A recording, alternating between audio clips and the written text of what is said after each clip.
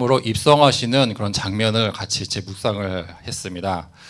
그리고 그 날이 6월절 주일이라는 걸, 6월절 그런 절기가 딱 겹쳐 있었다는 것을 제가 말씀을 드렸어요.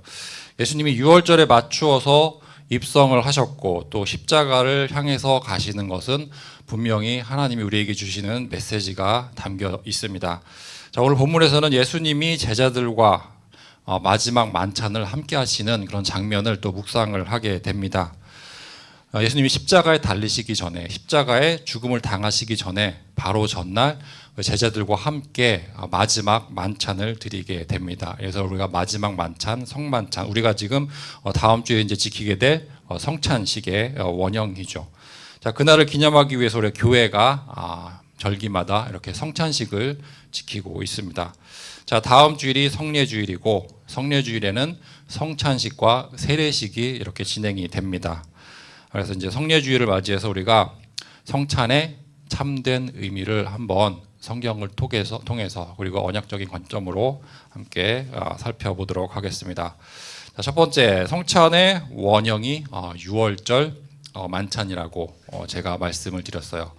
우리가 지금 지키고 있는 성찬이 원래 원형이 6월절에 드렸던 예수님이 제자들과 함께 드렸던 마지막 성만찬이 이 원형입니다. 6월절을 기념하며 지켰던 만찬을 이제 먼저 살펴보도록 하겠습니다. 일단 6월절은 예수님이 오시기 전과 예수님이 오신 다음에 그 의미가 조금씩 달라집니다. 자, 일단 예수님이 오시기 전엔 6월절이 어떤 의미로 지켜졌는지 한번 먼저 살펴보도록 하겠습니다. 출애굽기 12장 13절에 나오는 말씀입니다. 제가 읽어드리겠습니다. 내가 애굽 땅을 칠 때 그 피가 너희가 사는 집에 있어서 너희를 위하여 표적이 될지라. 내가 피를 볼 때에 너희를 넘어가리니 재앙이 너희에게 내려 멸하지 아니하리라. 아멘. 자, 이스라엘은 매년 6월절 사건을 기억을 하면서 이렇게 만찬을 가지게 됩니다.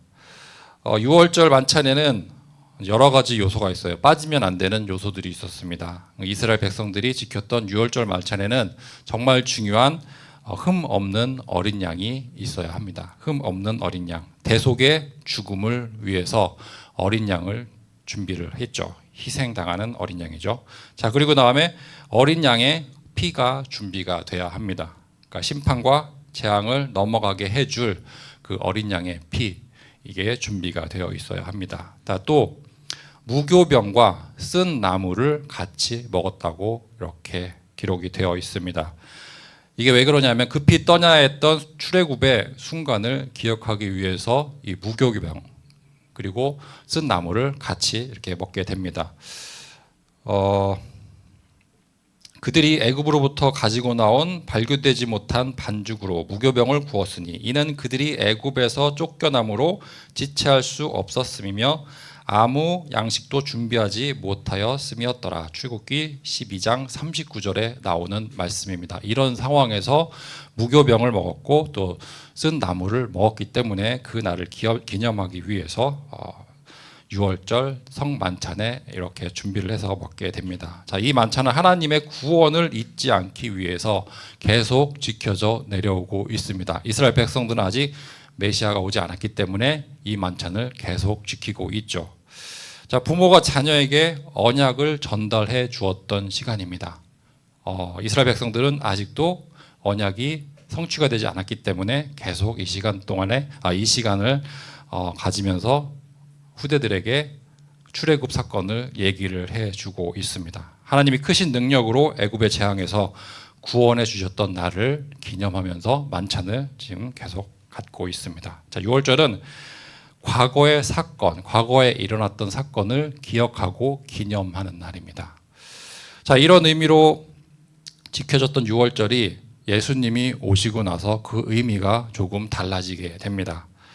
자, 예수님이 오시고 나서는 어떻게 의미가 달라졌는지 마태복음 26장을 보면 예수님이 식탁에 앉아 계신 장면이 나옵니다. 제자들과 함께 식탁에 앉아 있죠. 이 식탁은 이스라엘 백성들이 수천 년 전부터 지켜왔던 똑같은 식탁입니다. 유월절 때 같이 식구들과 함께 드렸던 만찬이에요. 그러니까 그 자리에 예수님과 제자들이 앉게 됩니다. 그런데 유월절의 중심이 바뀌게 됩니다. 아까 제가 말씀드렸던 유월절 흠없는 어린 양이 있어야 되고 또 무교병이 있어야 되고 또 쓴나물이 이렇게 준비가 돼 있어야 합니다. 하지만 예수님이 오셨고 이제 유월절의 중심이 그런 것들 아니고 다른 것들로 바뀌게 됩니다. 자, 그래서 지금까지는 어린 양의 피, 무교병, 쓴나물 이런 것들을 중심으로 유월절을 지키게 됐죠. 근데 예수님은 다른 것을 말씀하시고 있어요. 오늘 읽었던 마태복음 26장 26절 말씀을 다시 보겠습니다. 26절에 이렇게 기록이 되어 있습니다. 그들이 먹을 때 예수께서 떡을 가지사 축복하시고 떼어 제자들에게 주시며 이르되 받아서 먹으라 이것은 내 몸이라. 또 27절에 보면은 잔을 가지사 감사기도 하고 그들에게 주시며 이르되 너희가 다 이것을 마시라. 자, 이제 만찬에서는 어린 양의 피가 더 이상 그 만찬의 중심이 되어 있지가 않습니다. 그 대신에 떡과 포도주가 이 만찬의 중심의 자리에 차지하게 됩니다. 자, 예수님이 오시기 전까지 유월절에서는 흠없는 어린 양이 중심이었어요. 그리고 출애굽 사건이 중심 메시지였습니다. 하지만 예수님이 오셨고 어린 양의 자리에 예수님이 서 계십니다. 그리고 또 어린 양의 피는 예수님의 희생과 죽음을 또 가리키게 됩니다. 자, 예수님이 유월절 어린 양이 되어 주신 것이죠. 이 언약을 전달해 주시려고 마지막 날에 예수님이 십자가에 못 박히기 바로 전날에 제자들에게 성만찬을 베풀어 주셨던 것입니다. 자, 그런데 그 자리에 모여있던 제자들은 왜 예수님이 이런 만찬을 주고 계시고 왜 떡 얘기를 하시고 포도주 얘기를 하시는지 이해를 하지 못하게 됩니다. 자, 그런데 이 언약을 이미 깨달았던 제자가 있었어요. 하지만 그 제자는 그 마지막 만찬 자리에는 없었습니다. 바로 세례 요한입니다. 자, 요한복음 1장 29절에 보면 요한이 예수님을 처음 만나고 했던 그런 고백이 있습니다. 29절에 보면은 이튿날 오전에 예수께서 자기에게 나오심을 보고 이르되 보라 세상 죄를 지고 가는 하나님의 어린 양이로다. 30절에 보면은 내가 전에 말하기를 내 뒤에 오는 사람이 있는데 나보다 앞선 것은 그가 나보다 먼저 계심이라 한 것이 이 사람을 가리킴이라. 예수님을 보고 세례 요한이 했던 고백입니다. 자, 세례 요한은 예수님이 이 땅에 오신 이유를 분명히 알고 있었어요. 왜 예수님이 사람의 몸을 입고 이 땅에 오셨는지 그 분명한 메시지를 알고 있었습니다. 힘 있는 메시아가 아니라 이 이스라엘 백성들을 로마의 압제에서 구원해 줄 메시아가 아니라 유월절 어린 양으로 십자가에서 희생당하기 위해서 이 땅에 오셨다는 것을 요한은 아주 잘 알고 있었습니다. 그런데 세례 요한은 마지막 만찬 자리에 없었죠. 마태복음 14장에 보면은 헤롯 왕에게 희생을 당합니다.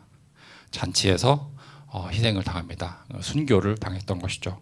자, 세례 요한이 그 길을 예비했던 예수님이 이 땅에 오셨고 그리고 언약을 성취해 주셨습니다. 자, 이제는 더 이상 어린 양을 희생시키는 제사가 필요 없어졌습니다. 자, 어린 양의 피가 더 이상 효과를 발휘하지 못하는 그런 시대가 왔습니다. 구약 시대가 끝나고 이제 신약 시대가 시작된 것이죠. 무교병이나 쓴나물보다 더 중요한 메시지가 우리에게 주어집니다. 바로 언약 성취라는 메시지를 성만찬을 통해서 하나님이 우리에게 주고 계십니다. 예수님 우리에게 성만찬을 명령으로 주셨어요. 우리가 그냥 이거 지키면 좋겠다 해서 지키는 게 아니고 예수님이 성경에서 이렇게 지키라고 우리에게 명령으로 주셨기 때문에 우리가 모든 교회가 전 세계의 교회가 이 성만찬을 지키고 있습니다. 행하여 지키라라고 하나님이 말씀하셨어요. 그래서 전 세계 교회가 그 말씀대로 인도를 받고 있습니다. 자, 한번 고린도전서 11장을 같이 한번 찾아보겠습니다. 성만찬을 아주 잘 설명을 하고 있는 말씀이죠. 고린도전서 11장 23절부터 26절까지 말씀 한번 같이 읽어보도록 하겠습니다. 고린도전서 11장 23절. 자, 읽겠습니다. 내가 너희에게 전한 것은 주께 받은 것이니 곧 주 예수께서 잡히시던 날 밤에 떡을 가지사 축사하시고 떼어 이르시되 이것은 너희를 위하는 내 몸이니 이것을 행하여 나를 기념하라 하시고 식후에 또한 그와 같이 잔을 가지시고 이르시되 이 잔은 내 피로 세운 새 언약이니 이것을 행하여 마실 때마다 나를 기념하라 하셨으니 너희가 이 떡을 먹으며 이 잔을 마실 때마다 주의 죽으심을 그가 오실 때까지 전하는 것이니라. 아멘. 자, 23절을 보면은 예수님이 하나님께로부터 받으셨다고 되어 있어요. 그리고 그것을 우리가 다시 전달받은 것입니다. 자, 그리고 24절에 보면은 이것을 행하고 기념하라고 분명히 말씀을 하고 계십니다. 명령을 주고 계시죠. 자, 그리고 25절에 보면은 성찬이 새 언약이라고 분명히 말씀을 하고 있습니다. 성찬을 통해서 우리가 예수 그리스도를 통해서 성취된 언약, 새 언약을 우리가 묵상을 하게 되죠. 자, 26절을 보면은 성찬은 그 자체가 전도의 도구입니다. 그리스도의 도를 전하는 도구가 됩니다. 자, 이 떡을 먹으며 이 잔을 마실 때마다 주의 죽으심을 그가 오실 때까지 전하는 것이니라. 성찬은 복음이 증거되는 자리입니다. 또 예수님은 성찬을 통해서 우리에게 소망을 주십니다. 예수님이 오시기 전까지 유월절은 과거에 일어났던 일을 돌아보는 시간이었습니다. 하나님이 우리에게 이렇게 하셨지 하고 과거를 기억하고 기념하는 날이었습니다. 자, 그런데 예수님이 오셨고 예수님이 미래에 대한 소망을 우리에게 주십니다. 더 이상 과거에 얽매이지 말고 앞으로 하나님이 하실 일을 보라고 우리에게 메시지를 주십니다. 자, 고린도전서 11장입니다. 26절 보면은 너희가 이 떡을 먹으며 이 잔을 마실 때마다 주의 죽으심을 그가 오실 때까지 전하는 것이라고 또 우리가 읽었죠. 자, 주님이 다시 오실 그날을 우리가 소망할 수 있게 되었습니다. 자, 그래서 정리를 하면은 예수님 이전에 지켰던 유월절 만찬은 출애굽을 통한 구원의 역사를 하나님이 출애굽 역사를 일으켜 주시고 이스라엘 백성들을 애굽의 압제에서 해방시켜 주신 그 구원의 역사를, 과거의 역사를 기억하는 그런 자리였습니다. 하지만 예수님이 오셨고 그 이후에 우리가 지키고 있는 성만찬은 이미 구원받은 하나님 자녀가 천국을 소망할 수 있는 자리가 되었습니다. 하나님이 예수님을 통해서 성취해 주신 언약을 또 누리는 자리가 됩니다. 자, 성찬을 통해서 언약을 성취해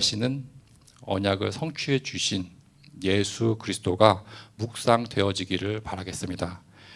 이제 한 주 있으면 우리가 또 성찬식을 또 갖게 됩니다. 그냥 의례 1년에 뭐 한두 번 하는 그 성찬식으로 이렇게 넘어가지 마시고 성찬에 이런 의미가 있구나. 우리가 그냥 먹고 마시는 게 아니고 하나님이 우리에게 주신 언약을 확인하는 시간이구나. 그런 말씀을 묵상하시기를 바라겠습니다. 자, 두 번째, 만찬에 초대받은 사람들을 한번 우리가 살펴볼 필요가 있습니다. 만찬에 초대받은 사람들, 대단한 사람들인 것 같죠? 제자들이니까. 근데 완벽한 그런 사람들이 아니었습니다. 부족하고 연약한 사람들이었습니다. 한번 확인해 보겠습니다. 마태복음 26장 20절에서 21절 말씀입니다. 26장 20절에서 21절 두 절 한번 같이 읽어보겠습니다. 저물 때에 예수께서 12제자와 함께 앉으셨더니 그들이 먹을 때에 이르시되 내가 진실로 너희에게 이르노니 너희 중에 한 사람이 나를 팔리라 하시니. 자, 성만찬에 모였던 자리, 마지막 만찬에 모였던 그 제자들 여러모로 죄인들이었습니다. 자, 예수를 팔게 될 유다가 있죠. 우리가 잘 알고 있죠. 유다가 예수를 팔게 됩니다. 하지만 유다만 죄를 지었던 게 아닙니다. 예수를 부인하게 될 베드로도 그 자리에 함께 있었습니다. 예수님이 잡혀가고 그리고 이제 여종이 너도 같이 있던 자가 아니냐 베드로에게 물어봅니다. 하지만 베드로는 3번이나 부인을 하게 됩니다. 저 사람 내가 모르는 사람이라고. 자, 그리고 결국 모든 제자들은 예수님을 예수님을 버리고 떠나가게 됩니다. 예수님이 잡혀가고 더 이상 소망이 없는 것처럼 보이기 때문에 더 이상 예수님을 따를 수가 없겠구나 하고 예수님을 모든 제자들이 다 떠나버리게 됩니다. 자, 마태복음 26장 31절에 보면 이렇게 말씀하고 있습니다. 그때 예수께서 제자들에게 이르시되 오늘 밤에 너희가 다 나를 버리리라. 이렇게 예언하셨고 이 말씀대로 제자들은 예수님을 다 떠나가게 됩니다. 자, 그럼에도 불구하고 예수님은 은혜를 베풀어 주십니다. 이런 거 이미 다 알고 계십니다. 예수님을 배반하고 또 예수님을 부인할 것이고 또 예수님을 결국에 다 떠나게 될 걸 예수님은 이미 다 알고 계셨지만 그 만찬 자리에서 은혜를 베풀어 주십니다. 제자들의 상태와 상관없이 떡을 주시고 잔을 나누어 주셨습니다. 그리고 하루도 지나지 않아서 자신을 배신하고 떠나버릴 제자들에게 은혜를 베풀어 주셨습니다. 자, 우리 같은 죄인들을 위해서 살이 찢기고 또 피가 흐르는 그런 고통을 예수님이 기꺼이 감내하게 됩니다. 우리가 받아야 할 형벌을 예수님이 대신 해 주신 것입니다. 자, 그래서 성찬은 완전한 사람이, 죄 없는 사람이 참여하는 자리가 아닙니다. 완벽한 죄인들에게 주어진 게 아니라, 완벽한 사람들에게 주어진 게 아니라 이 성찬은 죄인들에게 주어진 하나님의 은혜입니다. 자, 그래서 마태복음 9장에서 예수님이 이렇게 말씀을 하십니다. 누구에게 하신 말씀이냐면 스스로 의롭다고 생각했던 바리새인들에게 예수님이 주셨던 말씀이 마태복음 9장에 기록이 되어 있습니다. 12절에 보면은 예수께서 들으시고 이르시되 건강한 자에게는 의사가 쓸데없고 병든 자에게라야 쓸데있느니라. 또 13절에 보면은 너희는 가서 내가 긍휼을 원하고 제사를 원하지 아니하노라 하신 뜻이 무엇인지 배우라. 나는 의인을 부르러 온 것이 아니요 죄인을 부르러 왔노라. 예수님이 바리새인들에게 했던 말씀입니다. 자, 예수님은 의인이 아니라 죄인을 부르러 오셨습니다. 우리와 같은 죄인을 불러주시기 위해서 오셨습니다. 죄인을 불러서 의인 만들어 주시기 위해서 오신 것입니다. 자, 성찬은 하나님이 우리에게 은혜를 베풀어 주시는 자리라고 말씀을 드렸습니다. 그 자리에서 우리가 얼마나 끔찍한 죄인이었나를 확인을 해야 합니다. 우리 같은 죄인을 구원해 주시기 위해서 하나님이 사람의 몸을 입고 이 땅에 오셨습니다. 우리가 당해야 될 온갖 고통을 예수님이 대신 감당해 주셨습니다. 자, 그리고 우리의 죄를 위해서 대속의 죽음을 죽어주셨습니다. 그냥 죽으신 것이 아니라 가장 끔찍한 죽음, 가장 치욕스러운 죽음, 십자가 죽음을 예수님이 당하게 됩니다. 자, 예수님의 고난과 죽으심과 부활하심을 묵상하는 시간이 성찬 시간입니다. 예수님이 고난당하시고 십자가에서 죽음당하시고 또 사흘 만에 부활하신 그 사건, 그 복음이죠. 복음을 묵상하는 시간이 성찬 시간입니다. 자, 그 자리에 하나님이 성령으로 함께 해주십니다. 성찬의 자리에 하나님이 성령으로 함께 해주십니다. 그래서 우리가 성찬을 보이는 말씀이라고도 이렇게 부릅니다. 성찬을 통해서 특별히 주시는 메시지가 그 자리에 선포되기 때문에 보이는 말씀이라고 이렇게 부르기도 합니다. 성찬을 통해서 하나님이 우리에게 예비하신 오늘 축복을 받는 시간 되시기를 바라겠습니다. 자, 마지막으로 성찬은 그리스도와의 연합을 상징합니다. 그리스도와 하나됨을 상징하죠. 자, 성찬은 먹고 마시는 시간입니다. 자, 26절 마태복음 26절 26, 27절을 보면은 예수님이 받아 먹으라고 하시고 너희가 다 이것을 마시라고 이렇게 말씀을 하십니다. 떡을 먹고 또 잔을 마시라고 이렇게 말씀을 하고 있어요. 자, 설교 시간은 우리가 앉아서 선포되는 말씀을 듣는 시간입니다. 그래서 어찌 보면은 설교 시간은 좀 수동적으로 말씀을 받는 시간이라고 이렇게 말씀을 할 수가 있어요. 그런데 성찬식에는 우리가 그 성찬식에 직접 참여를 하게 됩니다. 어떻게? 빵을 먹고 또 포도주를 마시는 그 의식에 참여를 하게 됩니다. 자, 그래서 성찬은 그리스도의 죽음과 부활하심에 우리가 참여하는 시간입니다. 요한복음 6장 53절 이하를 한번 같이 찾아서 읽어보도록 하겠습니다. 요한복음 6장입니다. 요한복음 6장 53절부터 56절까지 한번 같이 읽어보도록 하겠습니다. 이 구절을 읽으면 조금 이질적인 느낌이 생길 수가 있어요. 그래서 초대교회에서 기독교가 이거 인육을 먹는 종교가 아닌가? 이런 의심을 받았던, 그렇게 만들었던 구절이 바로 이 구절입니다. 요한복음 6장 53절부터 한번 같이 읽어보겠습니다. 예수께서 이르시되 내가 진실로 진실로 너희에게 이르노니 인자의 살을 먹지 아니하고 인자의 피를 마시지 아니하면 너희 속에 생명이 없느니라. 내 살을 먹고 내 피를 마시는 자는 영생을 가졌고 마지막 날에 내가 그를 다시 살리리니 내 살은 참된 양식이요 내 피는 참된 음료로다. 내 살을 먹고 내 피를 마시는 자는 내 안에 거하고 나도 그의 안에 거하나니. 아멘. 성찬은 그리스도와 아주 깊은 연합을 이루는 그런 시간입니다. 그리스도의 살을 먹고 피를 마시는 것이 우리가 생명을 얻는 것이라고 분명히 말씀을 하고 있습니다. 자, 성찬을 통해서 우리가 붙잡아야 할 메시지는 그리스도의 죽으심으로 우리가 생명을 얻었다는 사실입니다. 예수님이 우리를 위해서 죽어주셨고 우리가 그 죽음으로 인해서 새 생명을 얻게 됩니다. 자, 54절에 보면은 마지막 날에 내가 그를 다시 살리리라. 다시 살리는 부활을 말씀을 하고 계십니다. 우리는 이렇게 부활의 축복도 얻게 됩니다. 자, 이렇게 그리스도의 고난과 죽음과 부활을 붙잡는 시간이 성찬의 시간입니다. 자, 그리고 여기서 가장 중요한 구절이 56절입니다. 6장 56절에 보면은 내 살을 먹고 내 피를 마시는 자는 내 안에 거하고 나도 그의 안에 거하나니. 내 안에 거하고 나도 그 안에 거하나니. 그러니까 예수 그리스도와 우리가 하나가 되는 연합을 말씀을 하고 있습니다. 자, 그리스도의 고난과 죽으심과 또 부활이 함께 그 부활에, 그러니까 죽음의 예수님의 고난과 죽으심과 부활에 우리가 함께 하는 것입니다. 그 시간이 성찬의 시간입니다. 자, 그래서 오늘 메시지를 또 마무리하겠습니다. 6월절 만찬은 언약의 만찬이라고 이렇게 말씀을 드릴 수 있습니다. 그래서 제가 제목을 언약의 만찬이라고 이렇게 잡아놨습니다. 성만찬의 시간은 하나님이 우리에게 성취시켜 주신 언약을 기억하는 시간이고 언약을 체험하는 시간입니다. 그러니까 자격이 없는 사람들이 만찬에 초대를 받았습니다.